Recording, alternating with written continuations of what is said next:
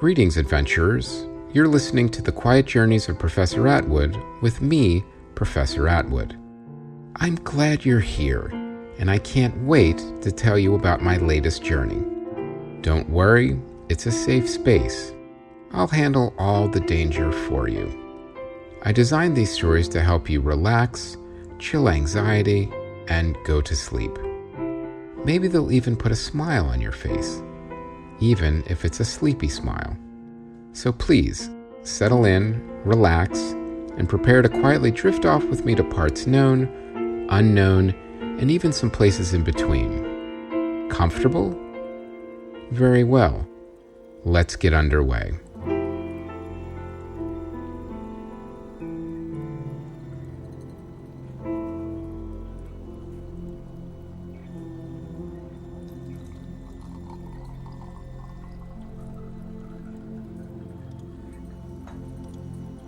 Good evening, adventurers, and Happy New Year.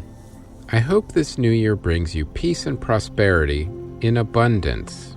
And of course, I hope you're doing well and that you're all cozy and settled in, because tonight I'm going to tell you about the fully functional Mars Amusement Park that sprung up on the surface of Mars after I was able to rescue my friend Tom the Futurist from being stuck in and out of time.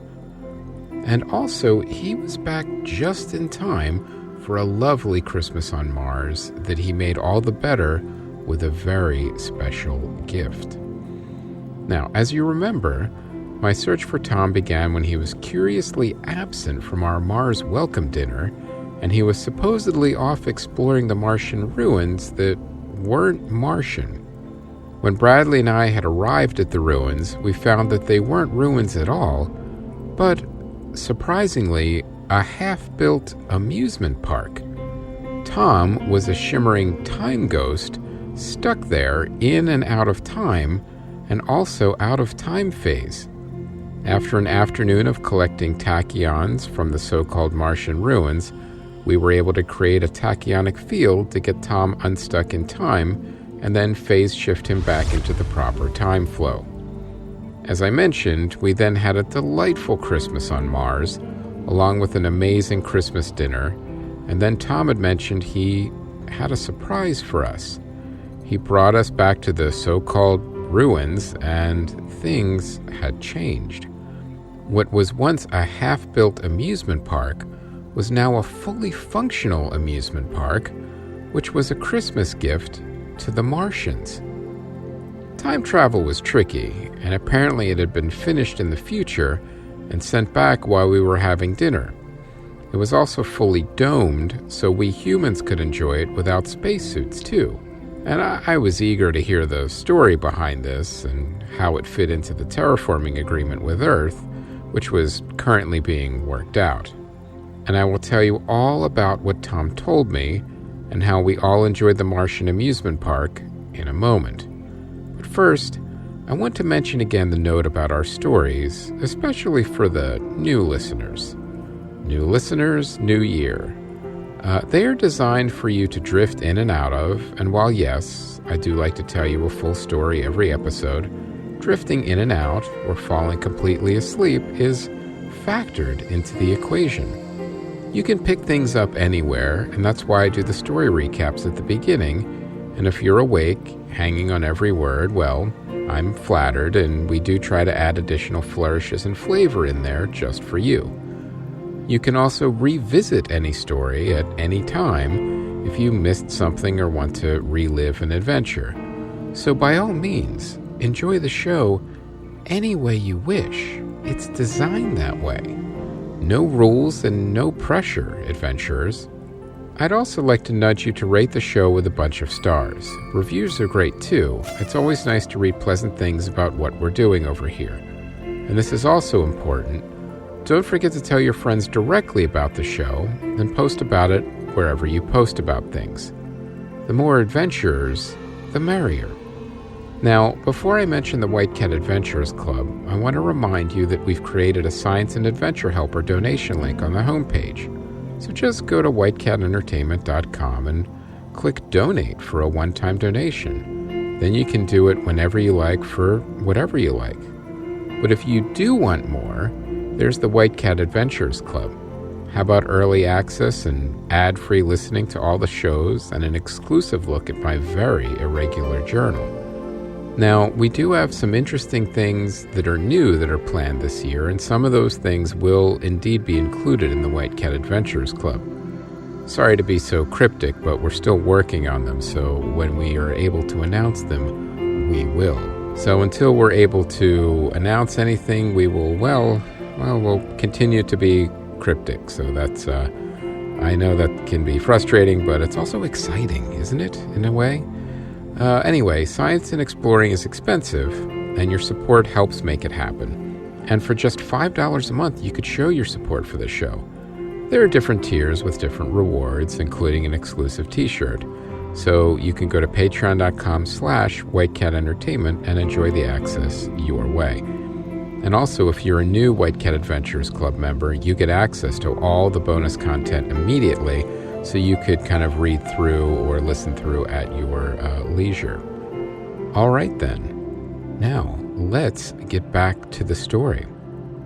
As you remember, we had just entered the dome of the Martian Amusement Park and had taken off our spacesuits. We could enjoy the park fully, and even the snack stands were open. Granted, no one was hungry, as we just had our huge Christmas dinner. Everyone was in awe of the accomplishment, and for a moment, everyone just forgot all about the hows and whys, and just enjoyed the sight of the park, made even more spectacular by the holiday and Christmas decorations. I mean, the lights and the music were festive and warming, and everyone couldn't wait to start riding the rides. It was also fully staffed with friendly time-traveling time reps, as Tom told me they were called. King Targon and Queen Malinidia had brought their children, and they ran off to ride the rides, squealing with delight. The rulers seemed to have a better grasp of what was going on here, and I was eager to hear all about it so I could get the final missing pieces of this adventure put neatly into place. I mean, I of course had my theories, but it would be nice to get confirmation from Tom. The King and Queen's children weren't the only ones excited about the park. Bradley and Dolores immediately went for the Tunnel of Love, of course. Aaron, our medic, headed for the shooting range. Jillian, our chef, went to sample the snacks, for professional reasons. Flight Commander Barry and Flight Engineer Kara both headed straight for the large wooden roller coaster, along with the John Carter's engineer Brian with a Y. All of them were thrill seekers, so I figured they'd want to hit the biggest rides first. Mission Specialist Janet and our Martian emissary Aklak went straight for the bumper cars. Interesting choice. My son Patrick asked if I wanted to ride the log flume, and I said, of course I did. But I wanted to talk to Tom a little bit first. He smiled and realized his dad always had a little bit of work to do before he could relax, and said he'd go in the tilt-a-whirl first and then meet me over there. Oh, and both linguists, Darryl with a Y and Stephen, not Steve, took a more measured approach to the theme park and slowly walked around the entire thing, taking it all in. I'll admit, too, I was immediately caught up in the festive spirit and did want to ride the log flume with my son. But of course, curiosity got the better of me, and I asked Tom, how? Tom smiled and looked at me for a moment.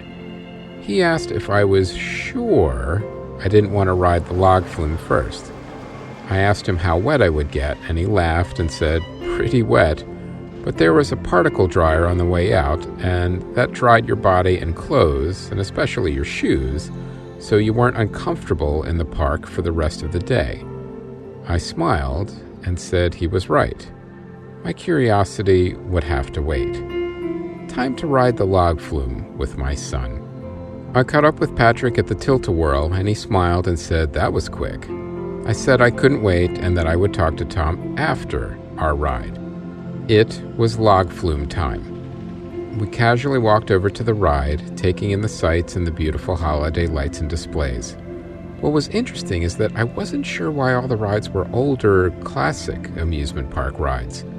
Even the roller coaster was wooden. In the future, in the Time City resort that I discovered in the past, in the Paleozoic era, The rides were incredibly advanced, with trackless roller coasters and cutting-edge audio animatronics and effects in their time tunnel dark ride. Now, if you remember, Bradley and I weren't allowed to finish the ride as it went into history that hadn't happened yet, and Tom said he didn't want to burden us with that knowledge, which I found considerate, but I did want to see how that ride ended. Anyway, we arrived at the log flume in no time, and there was no line, of course, and we jumped right into our log. As the large wet conveyor belt pulled our log to the top of the ride, I thought about log flume rides in general. They are pretty amazing when you think about them. Log flumes, or colloquially known as log rides, are amusement rides consisting of a water flume and, artificial of course, hollow logs or boats. Passengers sit in the logs, which are propelled along the flume by the flow of water. The ride usually culminates with a rapid descent and splashdown into a body of water, which may happen more than once. Now, normally the largest drop is just before the end, because you always save the best drop for last on a log flume. It provides people with an entertaining way to get wet and cool off on a hot summer day, with certain seating sections usually being splashed with more water for a more fun and wet ride. But you don't always know where in advance, so if you choose incorrectly, you may be wet for the better part of your day. So it's always good to plan ahead a little if you don't like being soaked while walking around a theme park. Log flume rides are named for log flumes used in logging. Log flumes are a variant of the chute rides and the old mill rides that were popular in the United States in the early 20th century. Shoot-the-chute type rides continue to be built today. Both of these types of rides took rather simple approaches to handling water flow. It was not until Carl Bacon of Arrow Development got involved and studied hydrodynamics that the use of water flow in an amusement ride was fully exploited. The first modern-day log flume amusement ride constructed by Arrow Development was El Asoradero at Six Flags Over Texas in Arlington, Texas, which opened in 1963 and is still in operation. The Mill Race, Arrow Log Flume number 2, opened just a few weeks later at Cedar Point in Ohio. Log flumes proved to be extremely popular and quickly became staples at amusement and theme parks throughout the world. The ride was so popular that some parks started adding second flume rides to help reduce the long lines. Cedar Point added Shoot the Rapids in 1967, and Six Flags Over Texas and Six Flags Over Georgia both added second flumes in 1968. When Six Flags Over Mid-America opened in 1971, it already featured twin flumes. In the 1960s and early 1970s, Arrow had a monopoly on the log flume business, producing over 50 flumes by 1979. In 1976, the French company Reverchon Industries started building flumes, and in 1979, Hopkins Rides entered the flume building business. Other manufacturers eventually followed, with Intamin building its first log flume in 1986 and Mack Rides in 1987.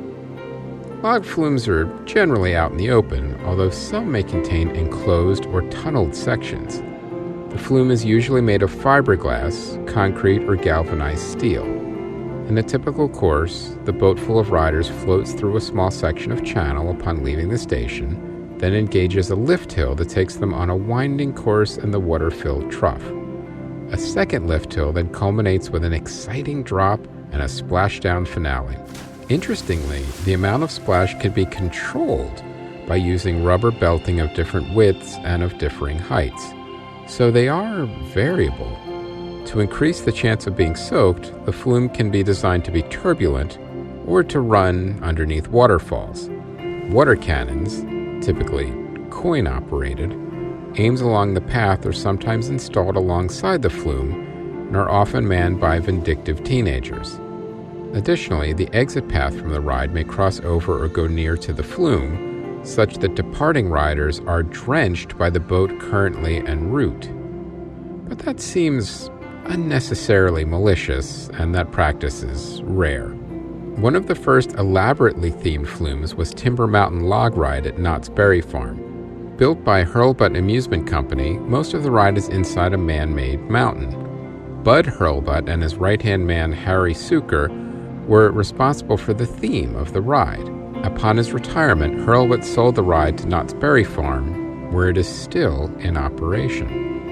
Log Chute at Mall of America's indoor park Nickelodeon Universe contains sections within a large rocky structure and some out in the open. Splash Mountain at Disney consists of a single trough running in a continuous circuit through the middle of a show building, with audio animatronic scenes playing on the left and right side of the main flume, with only the largest drops and a few turns positioned outside the show building.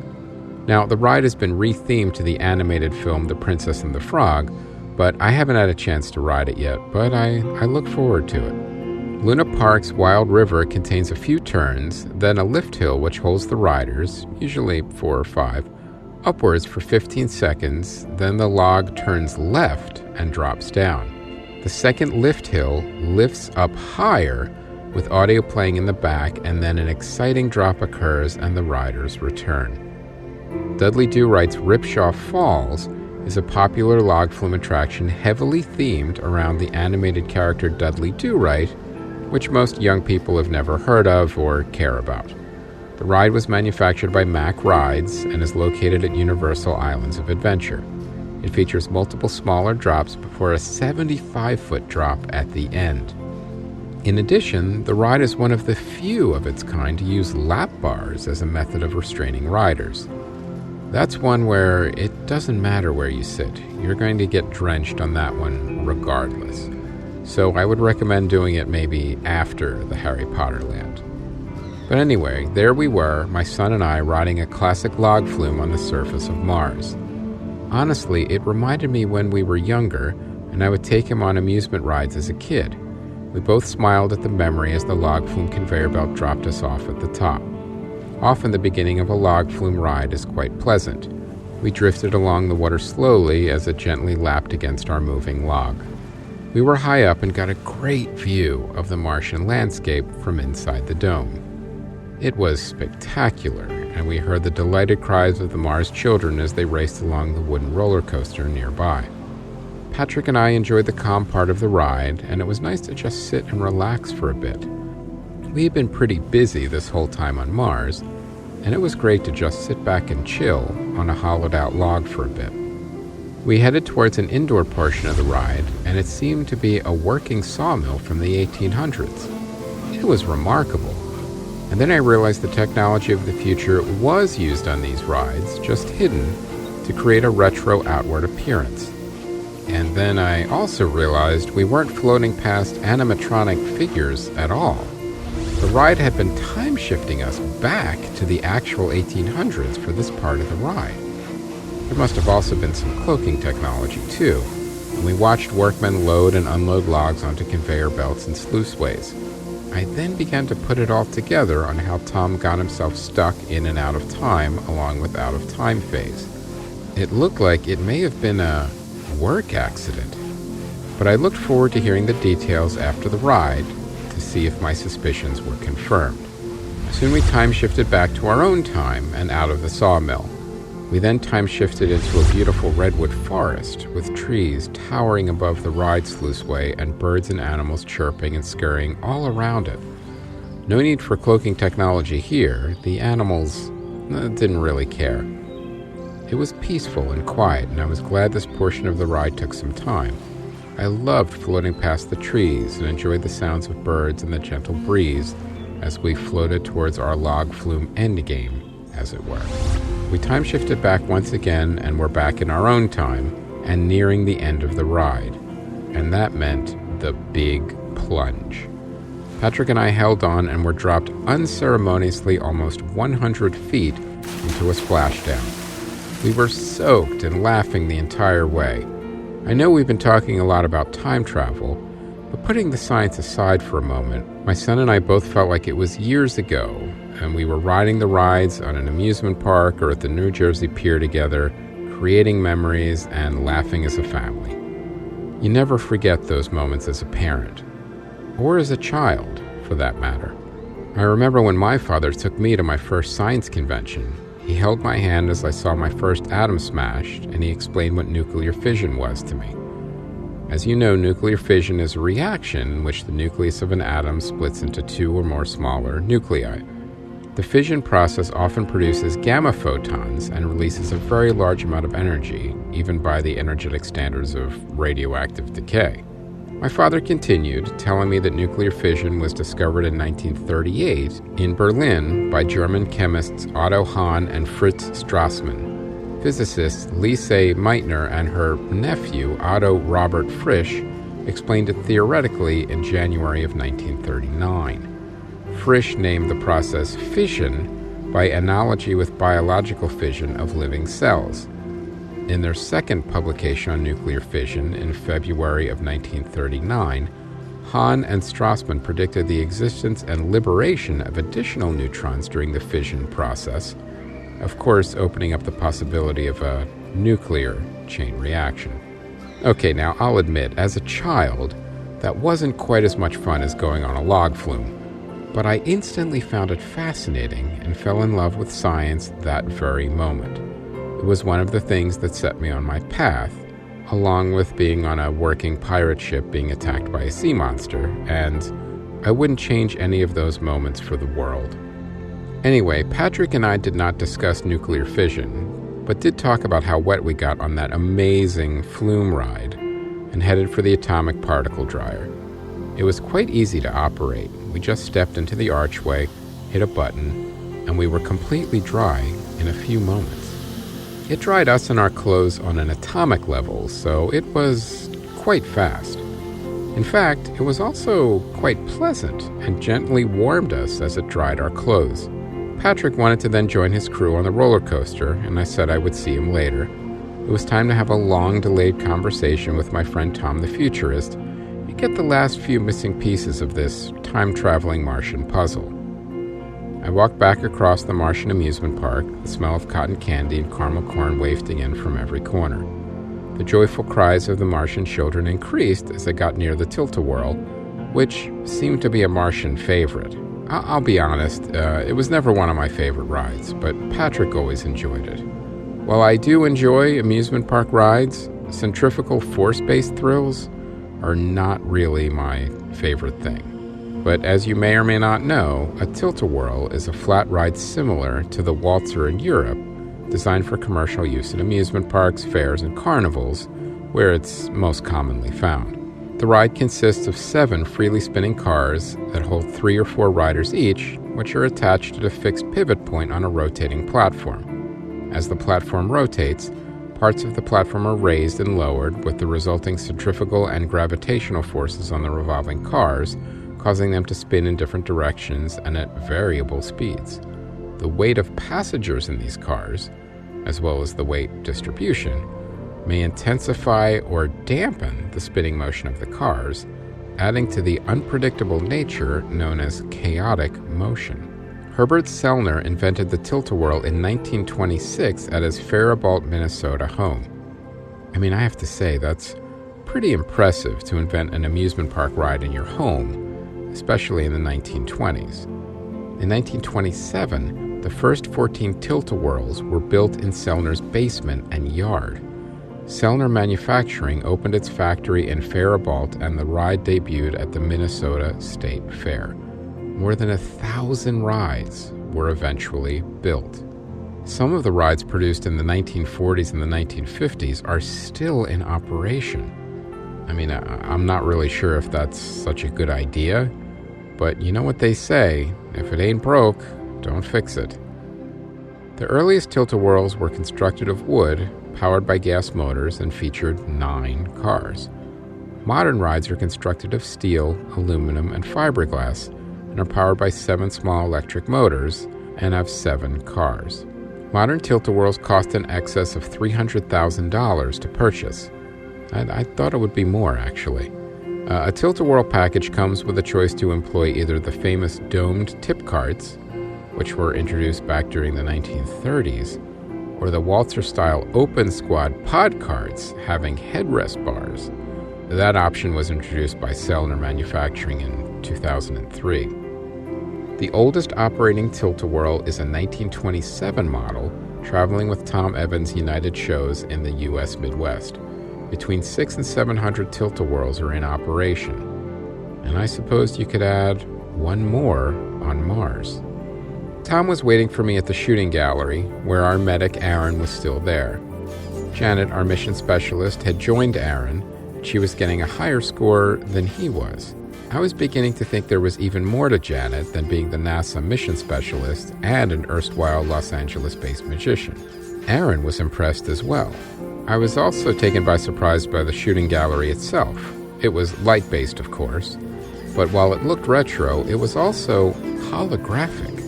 The entire gallery could change from the Old West to a space station at the press of a button. No wonder Aaron and Janet were spending so much time there. They could change environments all day long and never see the same one twice. Tom brought me over to the snack bar and we enjoyed an oversized soft pretzel as we spoke. He started by saying that I had probably pieced most of it all together by now, but that I needed confirmation. Tom was very insightful. That was indeed the case, but I needed to know for sure. Tom took a deep breath and then began. As I had surmised, the terraforming agreement did eventually go through, and part of the deal was to have an amusement park built. It was technically a gift, since the terraforming deal stretched hundreds of years into the future, and this part of the arrangement was finalized in the future to be sent into the past as a gesture of goodwill. I understood, mostly, as Tom was always a bit coy about details when it came to time travel in the future. This also explained Janet's real mission specialty, which was not just terraforming, but tachyons and time travel as well. As Tom was speaking, I stole a glance over at Janet, who glanced back and smiled, relieved that she didn't have to hide any more secrets. At least it looked that way. With mission specialists, you never really know for sure. But Tom said, as you know, there was a complication. More than a complication, I would say. He got stuck in and out of time and was out of time phase.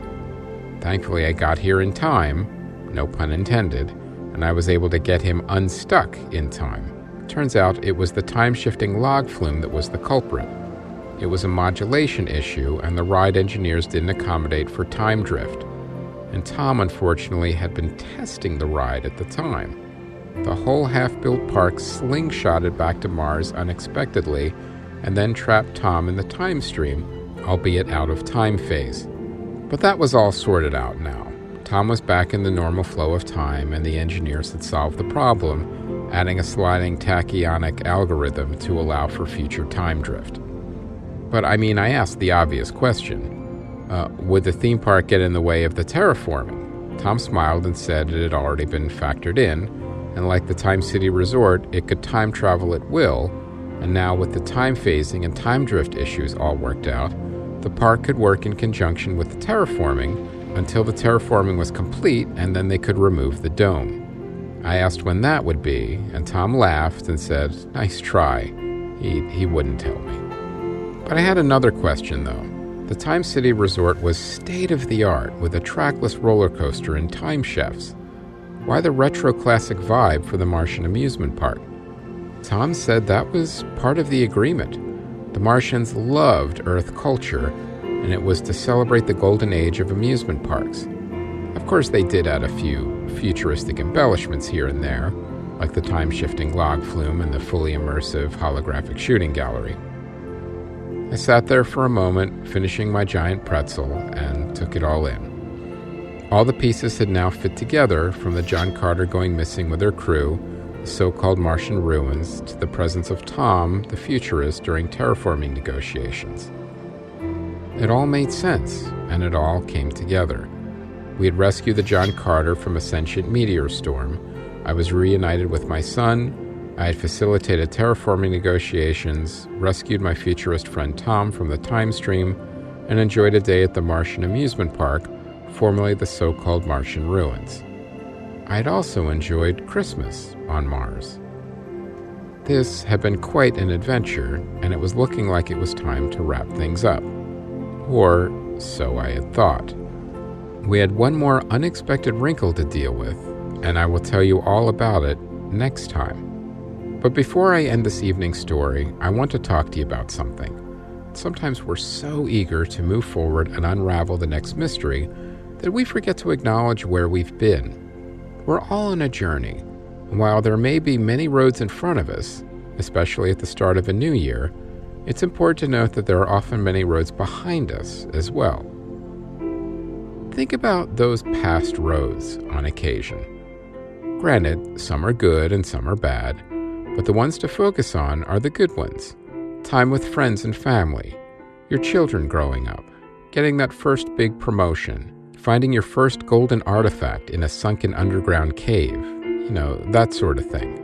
Before I met with Tom to unravel the rest of the Mars time-traveling mystery, I took that time with my son Patrick to ride the time-traveling Martian log flume.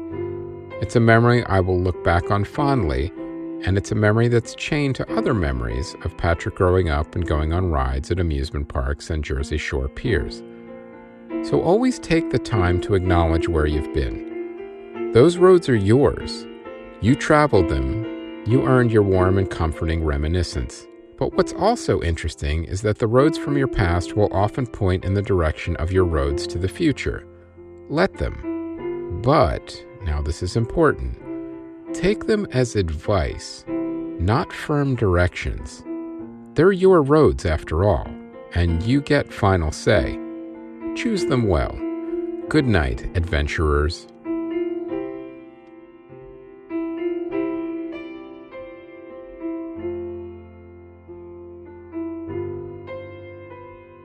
The Quiet Journeys of Professor Atwood was created, written, and performed by Chris Mancini and produced by White Cat Entertainment.